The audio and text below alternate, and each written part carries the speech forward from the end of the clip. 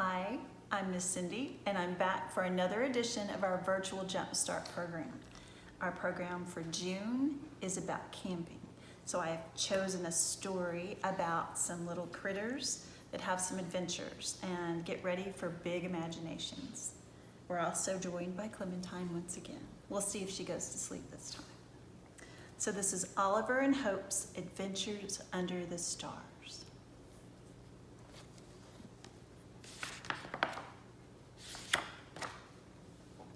Hey, great job, Chewy, said Oliver. We can add that stick to the batch Hope and I found. Hope's pile wasn't as big as the one her friends made, but she decided it was still pretty good since she's a butterfly and can't carry very much. The three friends were just getting ready for their next adventure, camping for the first time.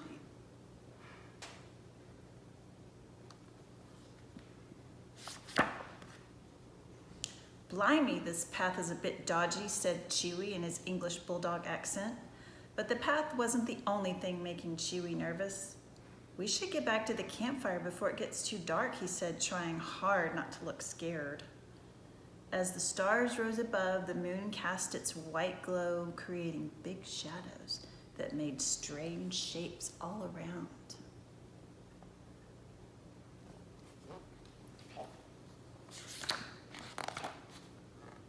All the friends used flashlights to find their way, except for Hope. Partly because she could see pretty well in the dark, but mainly because they don't make butterfly-sized flashlights. Your shadow looks like a giant monster, said Oliver. And yours looks like, well, it looks like a bear, but a much bigger bear, barked Chewy. Everyone had fun imagining what the different shadows looked like. Then they reached their campfire and imagined something truly amazing.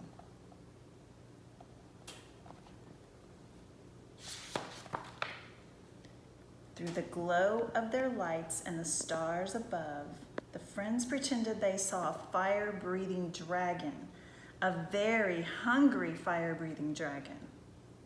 I'm not going to let that dragon steal our grub, barked Chewy. Then he quickly grabbed the marshmallows before they were all roasted. Chewy was having so much fun he almost forgot he was afraid of the dark. Here's that dragon.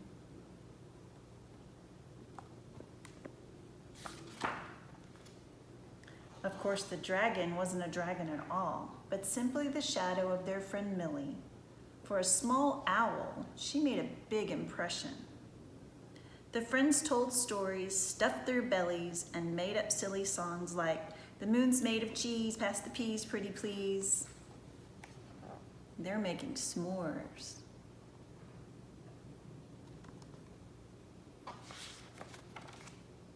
The friends admired the stars shining brightly in the sky. Oliver wondered out loud, are they all the same?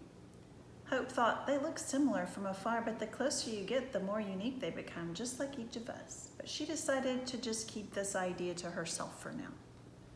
Hoo, Millie said nervously. Who do you think is coming? As she saw some of the lights getting closer.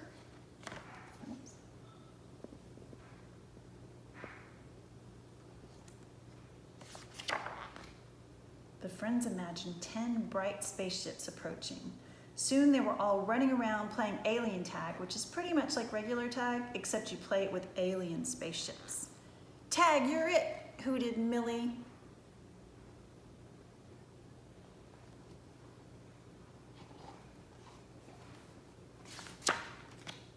Of course, the aliens weren't aliens at all. They were fireflies dancing in the night. But pretending they were from outer space was a lot more fun.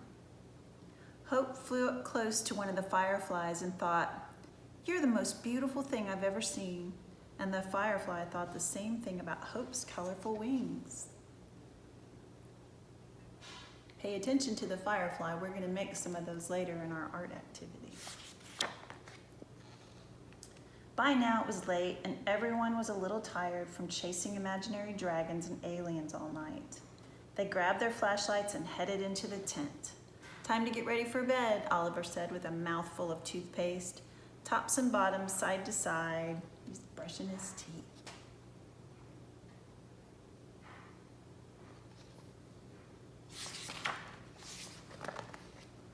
By the time Chewie found his flashlight, everyone had disappeared. Once again, the dark made him feel scared. Where are my mates? He wondered nervously. As he slowly walked toward the tent, he thought he saw something very peculiar.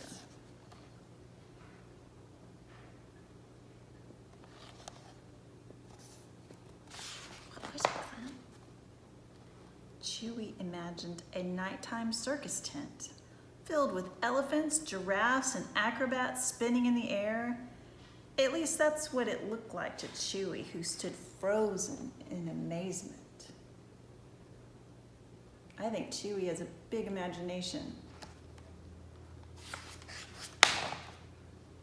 When Chewie finally arrived, he discovered who the real stars of the circus were.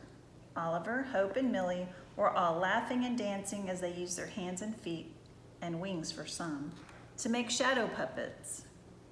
Chewie popped into the tent, flexed his muscle, and cheered, "Introducing the amazing Chewie the Great."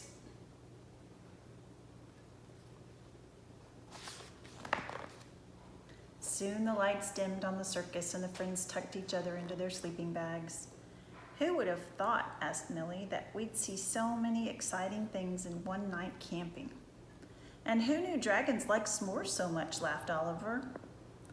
Oliver's friends giggled themselves to sleep, including Chewie, who decided the dark wasn't quite as scary as it used to be.